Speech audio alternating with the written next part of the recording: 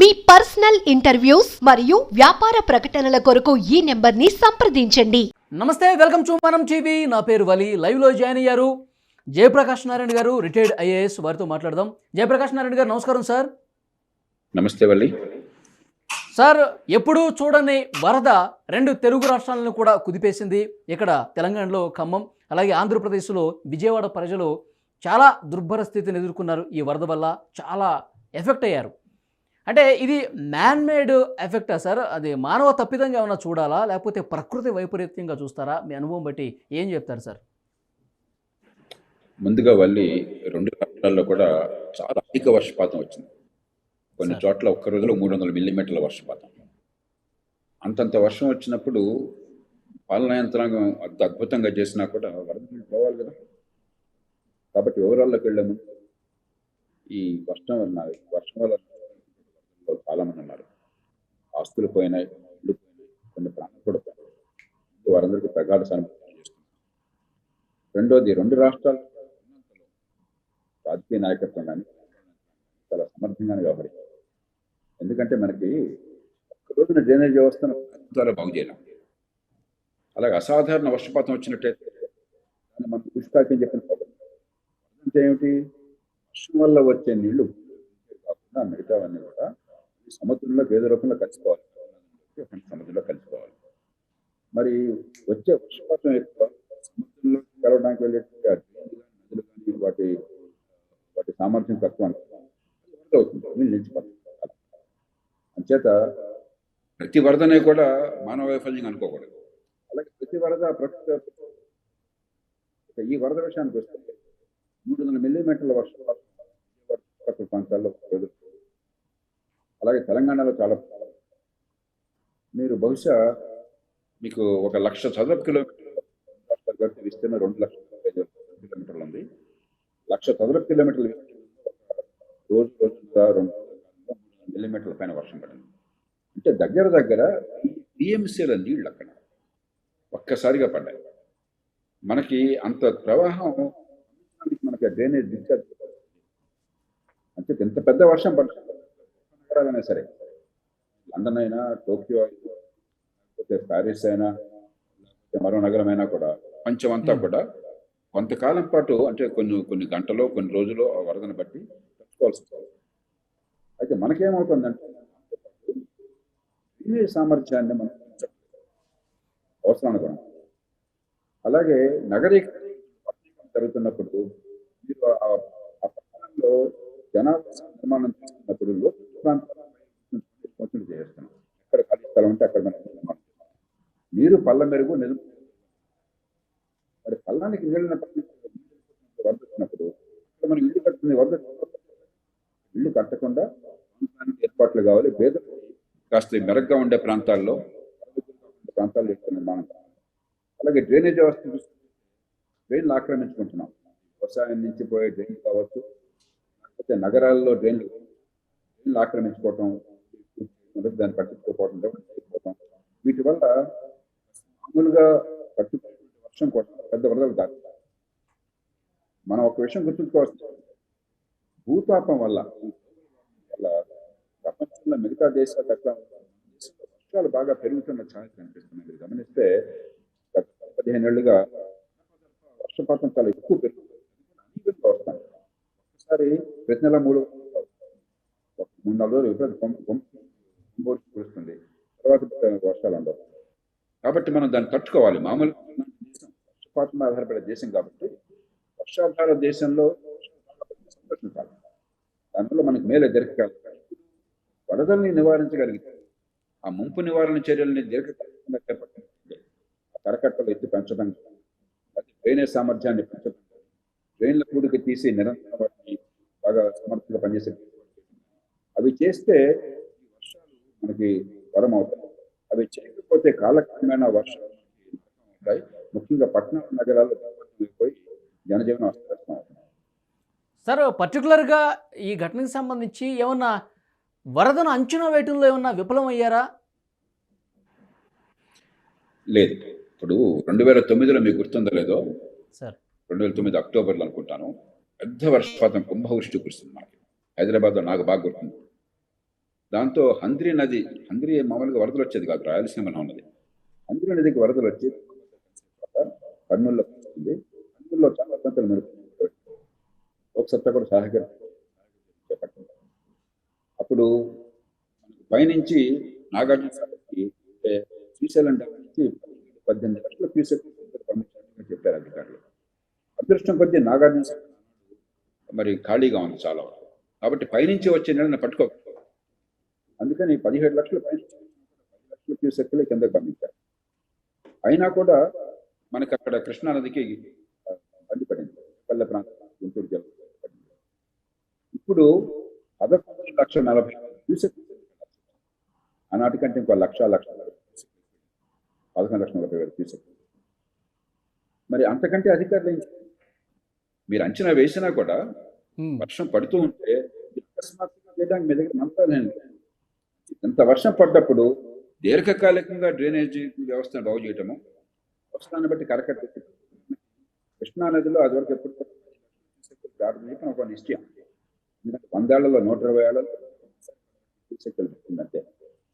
కానీ ఇప్పుడు 10 లక్షలు 12 లక్షలు అవుతుంది, 17 లక్షలు అవసరం కావచ్చు. కాబట్టి దీర్ఘకాలికంగా ఆలోచన ఆ కరకట్లు ఎత్తి పెంచుకోవటము, తర్వాత ఈ ఆక్రమణ ఆ డ్రైనేజ్ వ్యవస్థను మెరుగుపరచడం, లోతట్టు ప్రాంతాల్లో ప్రజల అవసరాన్ని శాశ్వత కల్పించడం, నగర నిర్మాణంలో కొన్ని కీలకమైన పద్ధతులను పాటించాలి. మనకి టౌన్ ప్లానింగ్ లో గ్రేడియంట్ ప్రకారం మనం ప్లానింగ్ వర్షం నీళ్ళు లేకపోతే ఆ రకంగానే రోడ్లు ఉండాలి, ఆ రకంగానే ఉండాలి, ఆ రకంగానే వరద నీటి పారుదల ఉండాలి, ఆ రకంగా కట్టుదిట్టంగా చేస్తాం. ఈ చర్య దీర్ఘకాలికంగా తీసుకోవడం తప్ప వర్షం వస్తున్నప్పుడు అర్జెంట్గా కాకపోతే ఆ కరకట్ట చూసుకోవడం, ప్రజల్ని సురక్షితంగా అంతవరకు ఆ మాత్రం సమర్థం అక్కడెక్కడ రూపం లేదు. సార్, బుడమేరు వాగుకు సంబంధించి పెద్ద ఎత్తున చర్చ జరుగుతుంది సార్. ఒక ప్రతిపక్ష నాయకుడిగా ఉన్నటువంటి జగన్మోహన్ రెడ్డి గారేమో అటువైపు సజావుగా పోయేదాన్ని పోనీయకుండా చంద్రబాబు నాయుడు గారి నివాసం ఎక్కడ మునుగుతుందన్న ఉద్దేశంతో ఇటువైపు వదలటం వల్ల టౌన్లోకి, సిటీలోకి, విజయవాడలోకి వచ్చేసి ప్రజలందరూ కూడా ఎఫెక్ట్ అయ్యారని చెప్పి కనిపిస్తుంది. అంటే ఒక రాజకీయం నడుస్తోంది వరద మాటున. దీన్ని ఎట్లా చూస్తారు? ఈ పర్టికులర్ సమయంలో నాయకులు ఏ విధంగా వ్యవహరించాలంటారు? కనీసం వరద సమయంలో, ఆపద సమయాల్లో రాజకీయాన్ని పక్కన పెట్టాలి. కాబట్టి నేను రాజకీయం గురించి మాట్లాడాను. బుడమేరు సుమారుగా ఒక 4-5 వేల కిలోమీటర్ల విస్తీర్ణం నుంచి క్యాచ్మెంట్ ఏరియా ఉంటుంది. 300 మిల్లీమీటర్ల వర్షం పడితే ఆ ప్రాంతంలో మీకు ఒక సింపుల్ లెక్క తీసుకోవచ్చు. ప్రతి 100 చదరపు కిలోమీటర్లు ఒక అడుగు వర్షపాతం ఉన్నట్టయితే 100 కోటి ఘనపడి అక్కడ చేస్తారు. మీరు ఒక 5,000 చదరపు వర్షం 50 టీఎంసీ నీరు చేస్తారు.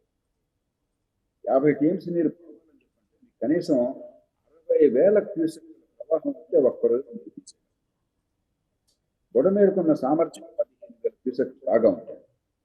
10-12,000 అన్ని బాగా దాని కనుక అంత బాగుంటే 10. కానీ 60,000 ప్రవాహం, 50,000 ప్రవాహం ఉంటుంది. వరద అనివార్యం. వరద అంటే మనం ఏదో అనుకుంటున్నాం. వరద అంటే ఇక్కడ నీళ్లు పోయేటువంటి సమయం చాలలేదనుకోండి. డ్రైన్ అయ్యేటువంటి నీళ్ళ కంటే మాత్రం ఉన్నది. పైనుంచి ధారగా నీళ్ళు పొలాల్లో నీళ్ళు కిందకి తిప్పేసి పైనుంచి పడుతున్న నీళ్ళు ఎక్కువ పోయే నీళ్ళ కంటే వరద కూడా అంతే. కాబట్టి అసాధారణ వర్షపాతం వచ్చినప్పుడు ఈ డ్రైన్ సామర్థ్యం పరిమితం. కాబట్టి దీర్ఘకాల చర్యలు తప్ప ఒక్కరోజునే ఉండవు. బుడమేరు కొల్లేరులో కలుస్తారు. దానికోసం ఏర్పాట్లు ఉన్నాయి. ఉదాహరణకి కొల్లేరులో కలిసినప్పుడు సమయంలో సముద్రం పోతుందనుకో, సముద్ర మట్టం ఎక్కువ అంటే కొల్లేరు నీళ్ళు పోవు. కాబట్టి వరద నీళ్ళు వచ్చినా కూడా కాబట్టి వరదలు అన్నవి వర్షపాతము, డ్రైనేజ్ వ్యవస్థ, మూడోది కరకట్టలు, నాలుగోది సముద్రపు ఆటుపోట్లు. నదిలో కనుక డ్రైన్ అవుతుంది, నదిలో డ్రైన్ అవుతుంది. నదే బాగా వరద వచ్చి ఈ మూసిన దానిలో డ్రైన్ కాదు. కాబట్టి ఏంటంటే కొంచెం ఇళ్ళ మనకు సామెత నిజమా నీరు పల్ల మెరుగు అని చెప్పండి. నీరు పల్లానికి పోయే ప్రయత్నం చేస్తుంది. అంచేత ప్రతిదానికి రాజకీయము అనేది పద్ధతి కాదు. దీర్ఘకాలంగా చూడాలి. 1989లో కలెక్టర్గా ఉండగా 450 మిల్లీమీటర్ 4.5 లక్షల ఎకరాల పంట మునిగిపోయింది. అక్కడ జన నష్టం ఏం కాలేదు, కానీ పంట మునిగిపోయింది, పంట కుళ్ళిపోయింది. నేను అప్పుడు మొట్టమొదటిసారిగా డెల్టా చరిత్రలో మళ్ళీ రెండో పంట కోసం నార్మల్ మొత్తం తూర్పు తీరాన దేశంలో ఎక్కడ కొనుక్కొచ్చి రైతులకు ఇచ్చి మీరు పంట వేస్తే అదృష్టంతో బాగా పండింది. దాన్ని ఉపయోగించుకుని నేను రైతులని కూడా చెప్పి ఆ డ్రైన్ తొలగించేసి కూడికలు తీయించాను. దాంతోపాటు దీర్ఘకాలిక పెద్ద ఎత్తున నిర్మాణం కావాలని మా ప్రాజెక్ట్ తయారు చేసి ఇప్పుడు చెన్నారెడ్డి గారు ముఖ్యమంత్రిగా ఉన్నారు. అప్పటికి చెన్నారెడ్డి గారు చెప్పారు, ఆయన ముందు పెడితే ఆయన అవకాశం తీసుకుని ప్రపంచ బ్యాంకు వెళ్ళి ఒక పెద్ద పథకాన్ని మంజూరు చేసుకుని దాన్ని సమర్థంగా అమలు చేశారు. అప్పటి నుంచి కృష్ణా గోదావరి ప్రాంతాల్లో వ్యవసాయ నీళ్ళలో నీళ్లు బాగుపడడం కొంతకాలం వచ్చింది, కానీ 30 ఏళ్ళుగా బట్టి మనం సరిగ్గా చేయాలి. కాబట్టి నిరంతరం డ్రైన్ నిర్మాణం బాగు చేసుకుంటూ ఉండాలి. మరి అవసరమైతే కరకట్టలు పెంచాలి. కానీ ఖచ్చితంగా మళ్ళీ చెప్తున్నాను, వచ్చే 30-40 ఏళ్ళలో పెరిగే అవకాశం కనిపిస్తుంది. భూతాపం వల్ల ఈ గ్లోబల్ భారతదేశంలో మనకున్న వర్షాలు పెరుగుతున్నాయి, అవి కూడా కాబట్టి వరదలు పెరిగే అవకాశం. దాన్ని దృష్టిలో పెట్టుకుని దీర్ఘకాలిక రాజకీయాలు పక్షపాతాలు వదిలేయాలి. సార్, లక్షలాదిగా ఎఫెక్ట్ అయ్యారు ఈ వరదల వల్ల. బాధితుల సైడ్ నుంచి ఫస్ట్ ప్రభుత్వం తక్షణ సాయం కింద ఏం చేస్తే బాగుంటుంది? మరోవైపు మీరు చెప్పారు ఈ భూతాపం వల్ల ఇలాంటి ఎఫెక్ట్స్ జరుగుతూ ఉంటే ఇక ముందు కూడా భారీ నుంచి అతి భారీ వరద ప్రవాహాలు కొనసాగే అవకాశం ఉంది. కాబట్టి ప్రభుత్వం దీర్ఘకాలిక ప్రణాళికలు అవి చేస్తూ ఉంటుంది. ఇప్పుడు తక్షణం ఎఫెక్ట్ అయిన ప్రజలకి ఎట్లా ఉంటే బాగుంటుంది అంటారు సాయం?